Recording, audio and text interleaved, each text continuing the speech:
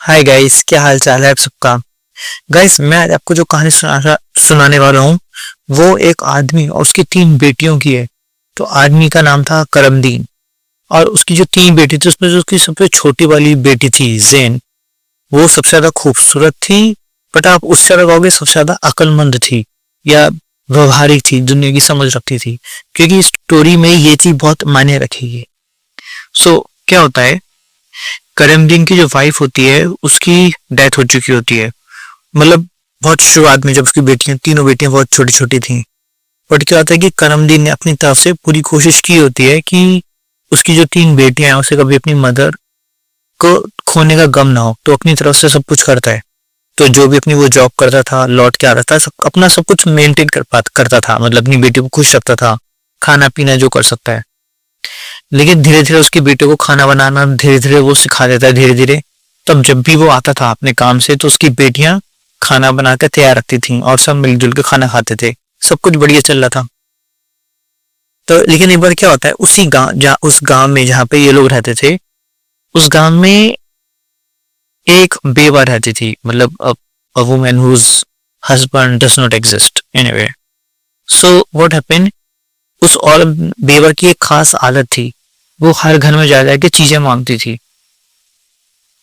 तो वो क्या करती है, वो इस बार करमदीन के घर आती है और वो नॉर्मली तब आती थी जब करमदीन घर पे ना हो, सिर्फ वो तीन बच्चे हों घर में, और वो आग ले जाती थी उनके घर से। और उसकी जो बड़ी बहन है दोनों जैन की, वो उसको दे दिया करती थी। तो जो छोटी बहन थी जैन, वो कहती कि तुम इस औरत को अंदर क्यों आने देते हो, ये औरत मुझे बिल्कुल पसंद नहीं आती। तो उसकी दोनों बहनें कहती हैं अरे वो बेवा है, उसकी मदद करने वाला कोई नहीं, हम लोगों को मदद करनी चाहिए। तो कुल मिला के एक तरह से जैन की बात को मतलब अनसुना कर दिया जाता है। ऐसी दिन बीतते रहते हैं। और क्या कहता है कि जो करमदीन था वो देखता था, कुछ समय से नोट कर रहा था ये बात कि उसके जो खाने का टेस्ट है, जो जायका है, वो बिगड़ रहा है, नेगेटिव सेंस में बता रहा हूँ मैं आपको। तो उसको लगा मेरी बेटी तो अच्छा खाना बनाने लगी थी, तो ये खाने में ऐसा क्यों हो सकता है। लेकिन उसको ये भी था कि मेरी बेटी भी छोटी हैं तो शायद ये वजह हो। लेकिन खाना लगातार खराब ही चल रहा था, तो उसको समझ नहीं आता कि कुछ तो है। तो एक दिन वो डिसाइड करता है कि छुप के जानने का कि राज क्या है। तो एक दिन वो अपने घर में छुप जाता है और ऑफ कोर्स उसकी बेटी तो समझ गई कि मेरे फादर गए हैं अपने काम पे। तो देखता है कि एक बेटी जो है वो खाना बना रही है, दूसरी बहन बेटी जो है वो मदद कर रही है, तीसरी सबसे छोटी बेटी जैन बर्तन धो रही है। तो सब अपनी तरफ से लाइक बढ़िया काम कर रहे हैं, अभी तक इसमें कोई इसमें कमी नजर नहीं आई। तभी वो ध्यान से देखता है, उनके घर पे एक औरत आती है, ये वही बेवा थी जो आग लेने के बहाने आती थी। और जैसे इनकी बेटी उसको आग देने को होती है, तभी वो देखते हैं कि जो बेवा थी उसने खाने में कुछ राख जैसा कुछ मिला दिया। और तब उसको राज समझ में आता है कि ये जो औरत है ये खाने को बिगाड़ी है, मेरी बेटी कुछ गलत नहीं कर रही, वो अपनी तरफ से अच्छा खाना बना रही है। ये लेडी आती है और खाने में कुछ मिला देती है, राख जैसा कुछ। वो अगले दिन उस लेडी को बुलाता है और कहता है कि तुम मेरे खाना क्यों खराब कर रही हो, मेरी बेटी इतनी मेहनत से खाना बनाती है और तुम उसमें अपना कुछ राग जैसा जो भी मिलाती हो क्यों करी हो।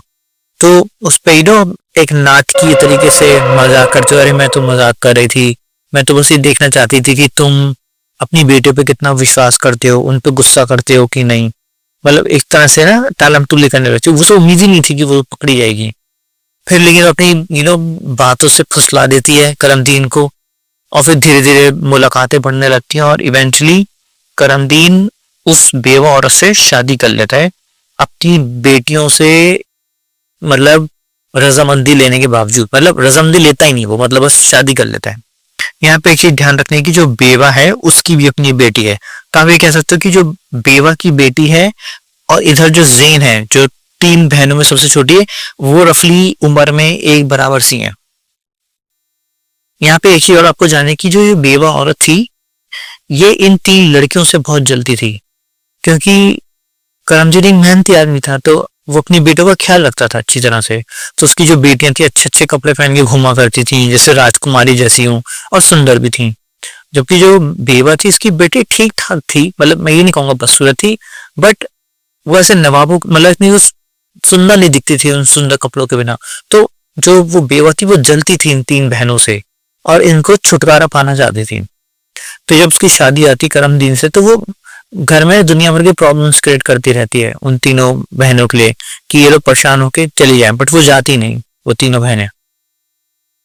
तो एक बार क्या होता है, उसकी जो जो बेवा है, मतलब वो क्या होता है, जो बेवा है वो ने खाना बिल्कुल नहीं देती। और ये तीनों, तभी ज़ेन आती है अपनी तीनों दोनों बहनों को, कहती है चलो मूड मत ऑफ करो, कहीं बाहर घूम के आते हैं, फ्रेश होके आते हैं ना, मूड फ्रेश हो जाएगा।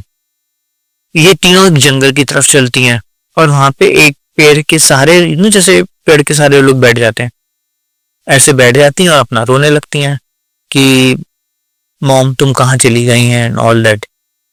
और मतलब अपना अपना रो रही थी, भगवान से गिला शिफा कर रही थी कि हमारी जिंदगी कितनी खराब बनाई है, कैसी माँ दी है, मतलब ये नकली वाली माँ। तो क्या होता है, मतलब तो पेड़ है वहां पे, तीनों बैठे हैं, यहाँ से एक बुजुर्ग, भगवान का कोई बंदा जैसा समझ लो आप, आता है, वो उनको रोते हुए देखता है। तो पूछता है तीनों से, तुम तीनों रो क्यों रही हो, मैंने अक्सर देखा तुम लोग यहाँ आती हो रोती हो, तुम रोती क्यों, कोई मतलब कोई वजह होगी ना चीज, मतलब why you crying like that. तो अपनी पूरी कहानी सुनाती है कि ऐसे ऐसे एक बेवा थी, उसने हमारे डैड से शादी कर ली, एंड नाउ अब वो हमें खाने पीने को भी नहीं देती, भूखा भी रखती है और सारा दिन काम कराती है। तो क्या इतनी जरा सी बात के लिए, तो कहता है कि एक काम करो, यहाँ से थोड़ी दूर तुम्हें एक झोपड़ी मिलेगी जो एक्चुअली मेरा घर है, उसके बराबर में तुम्हें एक पॉमीग्रेनेट, है ना, अनार, इंडिया में जिसे अनार बोलते हैं, अनार का पेड़ मिलेगा, तुम उससे जितने चाहे अनार लेके खा सकती हो, कोई दिक्कत नहीं है। तो तीनों बहनें खुशी खुशी वहां जाती हैं झोपड़ी की तरफ, उन्हें वो अनार का पेड़ मिल जाता है, तीनों एक एक अनार खाती हैं, लाइक खुश हो जाती हैं खा के, और फिर इवेंचुअली घर चली जाती हैं। ये सिलसिला चलता रहता है कि जब भी उसकी वो माँ खाना नहीं देती, जो बेवा औरत है, ये यहाँ आती हैं, मतलब ये पॉमीग्रेनेट खाती हैं और चली जाती हैं।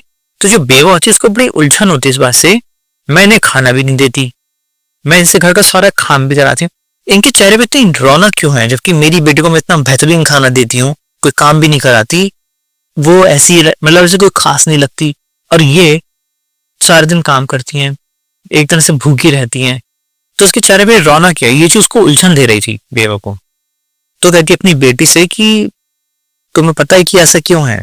वो बेटी कहती है मम्मी मुझे नहीं पता कि ऐसा क्यों है। तो कहती एक काम करना, आप भी ये कहीं जाए ना तो उनका पीछा करना और फिर मुझे बताना जो भी हो सब कुछ। बोलते ठीक है मॉम। अब क्या होता है, एक पल में एक दिन होता है जब ये तीनों फिर से वो खाने जाती हैं पॉमीग्रेनेट। तो क्या होता है, जो बेवा की बेटी थी वो भी पीछे पीछे चल देती है छुपके छुपके।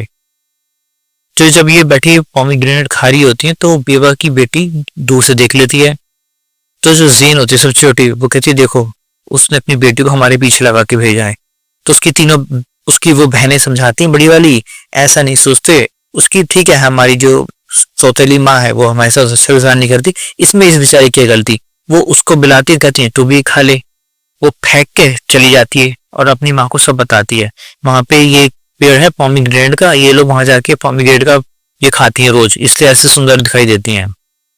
तो बहुत गुस्सा हो जाती है इस बात से कि इस तरह तो मेरी बेटी बदसूरत हो जाएगी और ये सारी खूबसूरत हो जाएंगी। तो वो मुंह फैला के बैठी होती है घर में। तब क्या होता है, करमदीन आता है। वो कहता है कि darling why you are so upset. तो वो कहती है कि मेरे सर में बहुत तेज दर्द है और ये किसी दवाई से नहीं जाएगा। तो करमदीन पूछता है फिर कैसे जाएगा। वो कहती है कि तुम गांव में उधर एक पेड़ है पॉमीग्रेनेट का, तुम उसको जड़ से उखाड़ दो और उसकी जो रूट्स हैं उसको उबालो, उसको गाढ़ा करो, फिर मेरे ऐसे लगाना, इससे मैं अच्छी महसूस करूंगी। वो कह रहा इतनी सी बात। वो गांव के 5-6 लोगों को लेता है, उनको बताता है देखो यहाँ पे पॉमीग्रेनेट का पेड़ है दूर जाके, मैं चाहता हूँ कि तुम जाओ उस पेड़ को लिटरली जड़ से उखाड़ दो और जो उसकी रूट्स हैं वो लाके मुझे दे दो। वो लोग फिर आते हैं फटाफट, क्योंकि 8-10 लोग थे तो फटाफट वो काम करके पूरा पेड़ जड़ से उखाड़ देते हैं और पॉमीग्रेनेट की जो रूट्स होती हैं उस पेड़ की वो उसको दे देते हैं। ठीक है, अब बेवा खुश कि अब मेरी बेटी ज्यादा सुंदर हो जाएगी उन लोगों से। तो क्या होता है कि अब ये तीनों बेटियां फिर से पॉमीग्रेनेट खा जाती हैं। कभी देखती कि हाँ तो वो पेड़ ही नहीं है, ये फिर दुखी होकर बैठ के रोने लगती हैं। तो क्या होता है, इज़ा फिर से वही जो मौलवी था जिसने उसको वो पेड़ खाने को दिया था, वो बता तुम रो क्यों रही हो? बोली वो पेड़ नहीं है। तो बोले बस इतनी सी बात। वो एक इशारा करता है ऐसा, और वहां पे एक नदी बन जाती है जिसमें दूध बह रहा होता है। वो कहती है अब जब भी तुम्हें भूख लगे तो तुम्हें जितना दूध पीना हो तुम दूध पी लेना। वो फिर से खुश होकर दूध पीने लेती है, जैसे मिट्टी का गिलास जैसा कुछ, उससे दूध पी लेती हैं। फिर से सिलसिला चलने लगता है, फिर दिन बीत जाते हैं। अब बेवा फिर सोचती है कि मैं तो उसे कुछ खाने को नहीं देती, घर का सारा काम करा दूं, अब इनके चेहरे पे इतना नूर क्यों है, मैं तो पेड़ भी कटवा दिया। वो अपनी बेटी से पूछते तुम्हें पता है ऐसा क्यों है? बोलती मम्मी मुझे नहीं पता। फिर क्या होता है, वो फिर अपनी बेटी को भेजती है उनके पीछे। ऐसे वो बेटी फिर देखती है। फिर जब एक दिन ये दूध पी रही होती है तभी वो सबसे वाली जो छोटी बहन होती है ज़ेन, उसका ध्यान जाता है अपनी सौतेली बेटी सौतेली माँ की बेटी पर। अपनी बहन से कहती है देखो उन्होंने फिर उसको भेजा हमारे पीछे। फिर उसकी बड़ी बहनें कहती हैं नहीं हमें उसके बारे में ऐसा नहीं सोचना चाहिए, उसकी माँ हमारे साथ बुरा बर्ताव करती है, बट ये तो हमारी बहन है, हमें ऐसा नहीं कहना चाहिए। वो आती है तो तीनों बहनें मिलकर उसको दूध देती हैं, ज़ेन नहीं बट बाकी भी दो, वो उसको दूध देती हैं, वो पी लेती है और चली आती है। फिर माँ को बता दिया वहां पे एक ऐसे बाबा है, वो उसने एक नदी बना रखी है, इसमें दूध बहता है, वहां पे ये सबको दूध पिलाता है, पीती है और इसलिए हेल्दी रहती हैं, ऐसे सुंदर दिखती हैं। वो बहुत गुस्सा हो जाती है। अब की बार अपने पति से नहीं कहती, करमदीन से। वो गांव में जाती है जनरली, अब 15-20 लोगों को इकट्ठा करती है। वो कहती है मैं तुम्हें बेहिसाब पैसा दूंगी, तुम मेरे काम करना होगा। वो पूछते हैं क्या? बोले तुम इधर जाना है, एक गरीब बाबा की वो है झोपड़ी जैसे कुछ, झोपड़ी को खत्म कर दो और वो एक नदी होगी इसमें दूध जैसा कुछ बह रहा होगा, उसमें मिट्टी भर दो। वो ठीक है, वो जाते हैं, काम करके आ जाते हैं, वो खुश। अब ये एक दिन क्या होता है, ये फिर जाती हैं ऐसे वो ढूंढती हुई दूध पीने के लिए। अब ना तो वो झोपड़ी है, तो जाहिर जाते बाबा भी नहीं है और दूध भी नहीं है क्योंकि उसमें मिट्टी भर दी गई है। रोती रोती घर आ जाती हैं। ठीक है, ये कहानी चलती रहती है। फिर एक बार क्या होता है कि ये तीनों ऐसी मतलब जिंदगी काट रही होती है रोते धोते। तो एक बार क्या होता है, इसकी जो बेवा होती है करमदीन की अभी वाली वाइफ, करमदीन की जब बेवा औरत होती है वो रो रही होती है। वो पूछता है कि तुम क्यों रो रही हो? वो कहता है मुझे मेरे शरीर में बहुत दर्द हो रहा है। तो कहता है तुम चिंता मत करो, मैं तुम्हें यहाँ के बेस्ट से बेस्ट डॉक्टर के पास ले जाऊंगा और वो तुम्हें बढ़िया सी दवाई देगा, तुम सी जाएगी। बेली मुझे वो वाला सही होना नहीं चाहिए। तो बोला तुम क्या चाहती हो? वो कहती है मुझे तुम्हारी तीनों बेटियां हैं उसका खून लाओ और उससे मेरी मालिश करो। अब करमदीन बहुत वो जाता है कुछ सेकंड के लिए शॉक, क्योंकि वो अपनी बेटी से बहुत प्यार करता था। उसको समझ में नहीं आता, बट फिर वो अपनी बेटी को देखने कमरे में जाता है तो देखता सी तीनों बेटी घर पे नहीं है। वो उनको गांव में ढूंढता रहता है। तब वो देखता है कि उसकी जो तीनों बेटियां हैं वो वहां थी। जैसे मुस्लिम कल्चर में जब आप मर जाते हो तो जमीन में एक जगह आपको बरी कर देता है, वहां पे स्टोन एक पत्थर का टुकड़ा जैसे कुछ बनाते हो, तो मतलब आप यहाँ पे सो रहे जैसे, ऐसा समझ लो। तो वो तीनों उसकी टॉम पे वहां जाके ऐसे क्राई करी होती हैं अपनी माँ की कि मॉम तुम छोड़ के चली गई, हम देखो ये नई मम्मी आई है परेशान करती है, डैड भी उसमें लगे रहते हैं तो हमारा कोई ध्यान नहीं रखता। तो ये तो दूर से उसका जो फादर है करमदीन वो सब सुन लेता है, उसको बुरा लगता है कि जब से ये नई वाइफ आई है मैं अपनी बेटी को शायद उतना ध्यान नहीं कर पा रहा जितना करना चाहिए था। तो जब उसको याद आता अपनी वाइफ की वो बात कि वो कहती कि तीनों बेटियों का खून निकाल के लाओ और उससे मुझे मसाज करो। अब उसको लगता है कि मैं अपनी बेटे को मार भी नहीं सकता क्योंकि वो बहुत प्यार करता था। तो क्या करता है, उनको एक जंगल में ले जाता है दूर कहीं, और फिर क्या करता है उस जंगल में उनको अपने हाथ से मतलब एक नकली वो बनाता है जिसमें खाना बनाते हैं और उनको खूब बढ़िया खाना खिलाता है। और उसकी बेटियां खाना खा के सो जाती हैं वहीं जंगल में। फिर वो अपनी बेटियों को ऐसे ही छोड़ के चला जाता है। रास्ते में उसको एक हिरन दिखाई देता है, वो शिकार करता है और मतलब बो एंड एरो जैसी चीज से, और हिरन को मार देता है। उसका खून लेके अपनी वाइफ का जाता है। वो कहता है ये देखो मैंने तुम्हारे लिए अपनी तीनों बेटियों को मार दिया, लो खून। वो खून को अपनी पूरी बॉडी में लगाते खुश हो जाती है कि अब मेरी बेटी सबसे ज्यादा सुंदर हो जाएगी। अब यहाँ पे ये कहानी चलती रहती है मतलब हस्बैंड वाइफ की, क्योंकि वाइफ जो बेवा थी वो खुश थी क्योंकि अब कंपटीशन नहीं रहा, उसकी बेटी अलग से सुंदर दिखाई देगी। बट क्या होता है इसमें, यहाँ पे ये तीन बेटियां हैं जो सो रही थी अभी तक, इनकी इवेंचुअली आँख खुलती है। वो अपने फादर को बुलाती हैं, डैड डैड डैड, कहाँ, बट डैड तो थे ही नहीं ना, कहाँ से जवाब देते। ये फिर रोने लगती हैं। तो तभी क्या होता है, उसी जंगल में थोड़ी दूर पे तीन दोस्त, नॉट तीन भाई, तीन दोस्त शिकार खेलने आते हैं, हंटिंग लोग करते हैं, जानवर मारते हैं ऑल दैट। तो तभी उसमें एक, तीन दोस्तों में एक दोस्त होता है, उसका नाम होता है जुबैर। वो अपने दोस्त कहता है, तुम्हें किसी की रोने की आवाज आ रही है, जैसे कोई मदद के लिए हमें पुकार रहा हो। तो बच्चे हुए दोस्त भी ध्यान से सुन रहे हो, कुछ आवाज तो आ रही है बट कहाँ से आ रही है पता नहीं। वो कहते हैं हमें जल्दी चलना चाहिए, हो सकता है किसी को हमारी लाइक अर्जेंट लेवल पे मदद की जरूरत हो। वो ढूंढते इवेंचुअली ना वो तीन लड़कियां मिल जाती हैं। तो वो जुबैर पूछते हैं कि तुम तीनों यहाँ जंगल में क्या कर रही हो और तुम रो क्यों रही हो, मतलब। तो वो अपनी पूरी कहानी सुनाते हैं शुरुआत से कि ऐसे ऐसे हुआ, बेवा थी, घर आती थी, इवेंचुअली डैड ने उससे शादी कर लिया, उसने हमें परेशान किया, फिर उसने वो पेड़ खत्म करवा दिया, फिर उसने हमारा दूध की नदी खत्म कर दी, मतलब लाइक दैट पूरी कहानी सुनाती हैं। तो इन तीनों दोस्तों को बहुत बुरा लगता है कि इन तीनों लड़के के साथ कितना खराब हुआ। तो कहते हैं कि क्यों ना हम तीनों इनसे शादी कर लें, क्योंकि हम तीन है, ये भी तीन है, तो इन तीनों लड़कियों को वो मिल जाएगी छत के ऊपर रूफ, मतलब सर पे रूफ, और हमारी जिंदगी भी सेटल हो जाएगी। तो फाइनली ये तीनों ऐसे आपस में एक दूसरे से शादी कर लेते हैं। और क्योंकि तीनों दोस्त में खास बात क्या थी कि तीनों दोस्तों के जो घर थे वो एक तरह से वॉकिंग डिस्टेंस पे एक दूसरे के करीब थे, तो दूर नहीं थे। तो तीनों बहनें अलग अलग घर में शादी होके भी साथ साथ थी, क्योंकि घर बहुत पास पास थे, तो जिंदगी आराम से चलती रहती है। तो एक बार क्या होता है, जो जुबैर होता है और जैन, तो यानी जुबैर की जो जुबैर था एक दोस्त, और जो जैन थी, इनकी शादी आपस में होती है, बचे हुए दो दोस्त और दो बहनों की आपस में होती है। तो क्या होता है कि जैन प्रेग्नेंट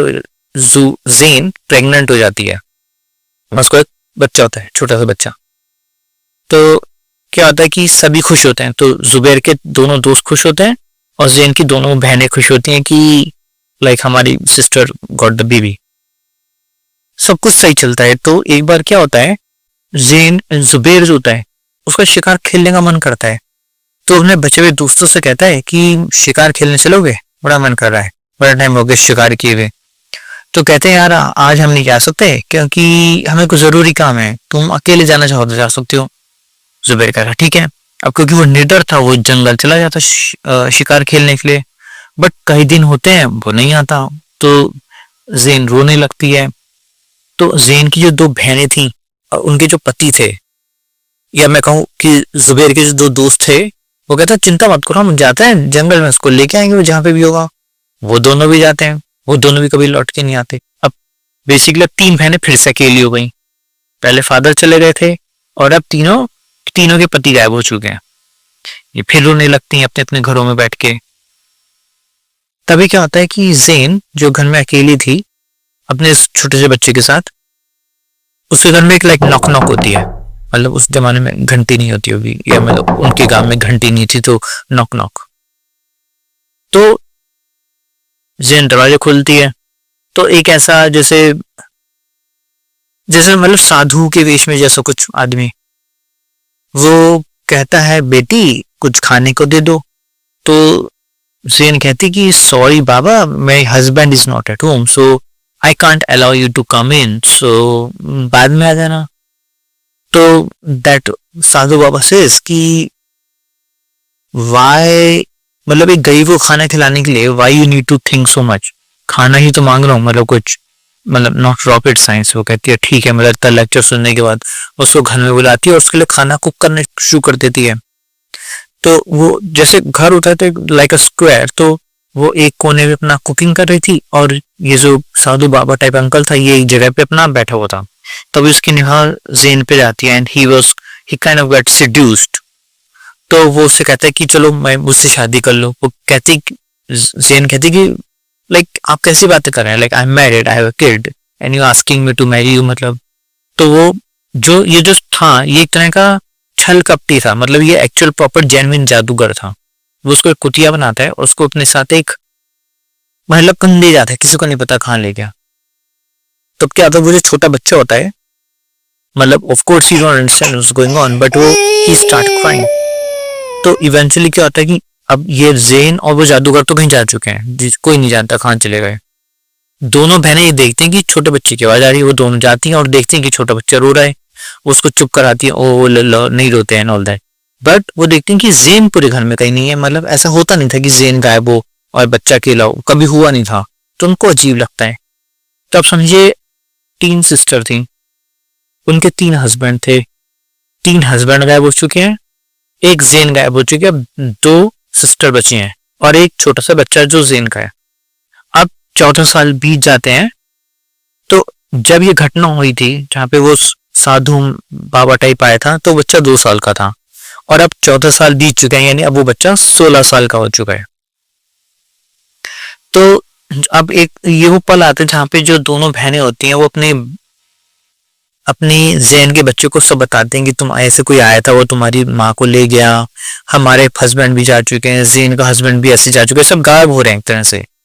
तो कहते हैं कि अब वो पल आ गया जहाँ पे मैं अपने परिवार को साथ में लेके आऊं। तो वो दोनों बहनें कहती हैं नहीं ऐसा मत करो, क्योंकि जो भी ढूंढने जाता है वो लौट के नहीं आता। अब हमारा भी कोई नहीं है, ना हमारा कोई हस्बैंड बचा, ना हमारी बहन बची, अब तुम्हारे भरोसे तो हम जिंदा हैं, अगर तुम ही चले जाओगे तो who is going to look after us, and हम किसके भरोसे जिंदा रहेंगे। तो कहकर चिंता मत करो, मैं भी आऊंगा और सबको लेके भी आऊंगा। और वो विद दृढ़ निश्चय टाइप के साथ चला जाता है।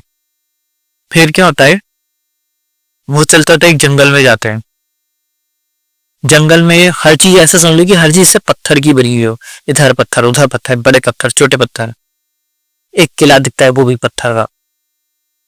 फिर वहां पे बहुत छोटा पत्थर का घर डाल लो, बट छोटा, जनरली छोटा। तो भी देखता है उसके अंदर से एक साधु बाबा निकल के आते हैं। नॉट साधु बाबा, दैट मौलवी, यू नो दैट गाय जिसने पहले पॉमीग्रेनेट का ट्री दिया था, फिर उसने एक दूध की नदी बनाई, इस घर से वो निकल के आता है। तो वो पूछता है कि बेटा तुम यहाँ क्या कर रहे हो, तुमको पता ही नहीं है जादूगर की नगरी है, यहाँ पे ऐसे मतलब ऐसे सेफ नहीं है तुम्हारा आना, तुम चले जाओ तुम जहां से भी आए हो। तो वो उस मौलवी को अपनी पूरी गाथा सुना देता है कि ऐसे मैं बच्चा था, मेरी माँ ऐसे गायब हो गई, फिर मेरे फादर गायब हो गए, फिर फादर के दोनों दोस्त गायब हो गए, ऐसे सब गायब हो रहे हैं, मैं उन सबको लेने आया हूँ। तो जो मौलवी होता है वो कहता है अपने बच्चे से, उस बच्चे से, अच्छा यहाँ पे है जो बेटा है इसका नाम भी जुबैर है, ठीक है, जो जैसे जेन का जो हस्बैंड था उसका नाम जुबैर था, और उन्होंने अपनी बच्चा जो अब 16 साल का है उसका नाम भी जुबैर रखा है। तो जो मौलवी है वो जुबैर से कहता है अपने चारों तरफ देखो। जुबैर अपने चारों तरफ देखता है, वो कहता है तुम्हें जितने पत्थर दिखाई दे रहे हैं ना, इनमें कोई पत्थर नहीं है, सब इंसान है। उस जादूगर ने अपने जादूगर की कला से इन सबको पत्थर में कन्वर्ट कर दिया है। तो वो कहते हैं बाबा मैं क्या करूं मतलब। और तभी उसे जो मौलवी वो कहता है कि यहाँ पे करीब अब से करीब 14 साल पहले जादूगर एक औरत को भी अपने साथ लेके आ गया था शादी करने के लिए, बट क्योंकि वो औरत कोई मान नहीं रही, तो मतलब वो शादी नहीं कर पाया उस वजह से, लेकिन उसने एक तरह से उसको कैद कर रखा है। तो वो आज भी है, तो वो समझ जाता है जुबैर की ये मेरी मॉम की बात हो रही है यहाँ पे। तो फिर वो पूछता है कि बाबा मैं अपने पूरे परिवार को वापस ले जाना चाहता हूँ। तो जो मौलवी कहता है इतना आसान नहीं होगा, क्योंकि वो बहुत पावरफुल है, वो जादूगर मतलब जेन्युइन ऑथेंटिक जादूगर है।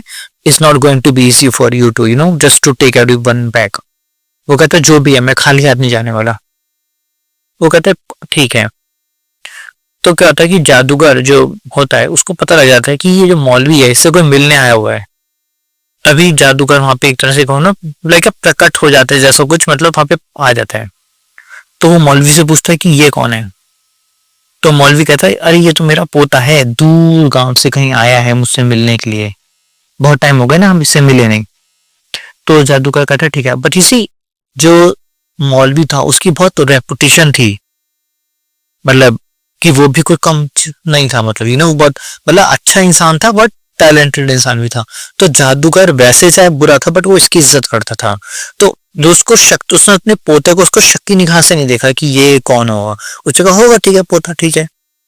तो उसने जादूगर ने जुबैर को कान सौंपा। उसने कहा देखो मैं तुम्हें एक किला बताऊंगा, उसमें एक स्त्री कैद है, तुम्हें काम करना है कि रोज फूल लेके वहां जाओ और एक मेरा मैसेज उसको डिलीवर करो। वो कहता है ठीक है। तो जुबैर को समझ में आता है कि यहाँ पे मेरी मॉम की बात हो रही है, मतलब वो खुश हो जाएगी मैं अपनी मॉम को देखूंगा पहली बार।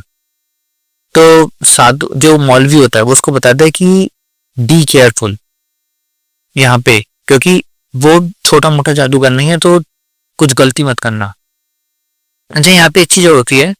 तो जो वो होता है मौलवी, वो जुबैर से पूछता है तुम अपनी मॉम को कैसे बताओगे कि तुम उसके बेटे हो, मतलब वो कैसे रिकॉग्नाइज करेगी तुम्हें, क्योंकि जब वो तुमसे, उसने जो तुम्हें देखा तब तुम 2 साल के थे, अब तुम 16 साल के हो, तो how does she recognise you. वो कहता है कि मेरे फादर ने मेरी मॉम को एक अंगूठी दी, बाद में वही अंगूठी पे मेरे फादर का नाम था, तो मेरी मदर ने उस अंगूठी को कुछ कर कुरू के मेरी उंगली पे पहना दी। फिर अब मैं बाद में बड़ा हुआ तो उसी अंगूठी को फिर से बड़ा करके मेरी उंगली पे फिर पहना दी गया। तो ये वो अंगूठी है जो मैं अभी भी पहना हूँ, वो मेरे फादर मदर के बीच में से घूमती रहती थी।